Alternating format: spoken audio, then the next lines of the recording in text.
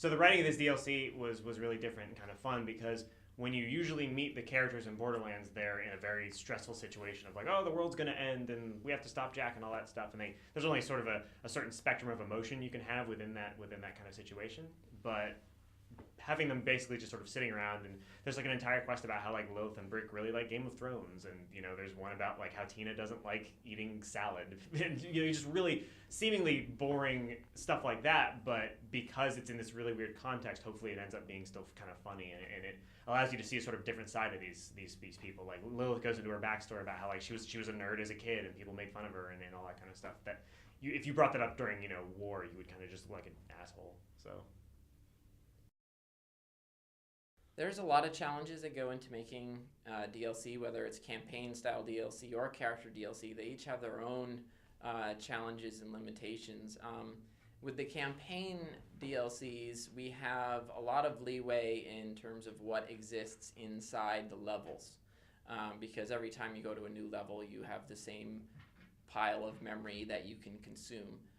So we have a lot of leeway for new artwork and things like that stays in the level. What we don't have a lot of leeway for is things that can exist anywhere in the game. So that includes your guns and your gear and abilities and things like that need to exist no matter where you are. So that often limits what we can do in the campaign DLCs. Fan feedback is really helpful in a lot of ways, especially in regards to this DLC, because we got different pieces of fan feedback and we tried to work on as many of them as we could. So one of them was we want more stuff to do with Iridium, which is the slot machines that Paul talked about. One of them was we wanted our player characters to talk more, because the characters in the game are kind of just silent ciphers, except in combat where they just say one-liners and stuff. We got a lot of people saying, that's cool, but we kind of want them to talk during the plot and be relevant during the plot, so we added a bunch of sections in the plot where depending on what character you are, you'll hear different dialogue, essentially. And that was kind of fun to do.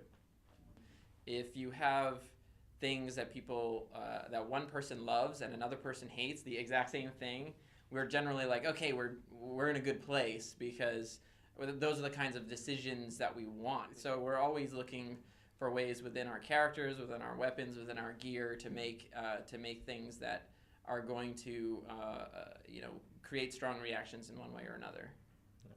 Another thing that we take a lot of feedback and are listening to is our fans will let us know about little bugs and other glitches that they've come across. And what's nice about campaign DLC is they always come with a title update.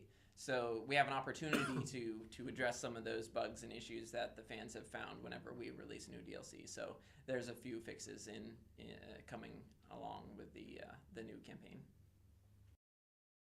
Jason was freaking out about the slot machines and that stuff. Like, he he came by like 3 different times across the week. Like, oh man, I can't believe we're gonna get and just I was like, dude, okay. Yeah, it's a slot machine that Yeah. Calm all right. down. He's like, because he does. Because it's Jason. Yes. What they're talking about is we have a new slot machine. Everyone loved the slot machines. That was probably the most makes no exciting new feature of Borderlands 2 for the fans was the slot machines that you found in Moxie's a bar. Instead of doing missions and fighting monsters to get your guns, you just had to pull a lever. Do you like Borderlands 2 but hate all that strategy and fun? You'll love this. Just pull the lever. Well, it turns out a lot of people like to pull the lever just as much as they enjoy the rest of it. So we had a problem, which was players have spent all the Iridium they could on all the upgrades that they had, and there was nothing more to buy with their Iridium, but they have a giant pile of it. So for this DLC, we wanted to make sure that there were some new things that players could use their Iridium for. And so this slot machine that Jason was excited about is a new way for people to spend Iridium. So this is a slot machine they can spend their Iridium on to get new gear and loot. So and it's all Tiny Tina and medieval themed and everything. So we're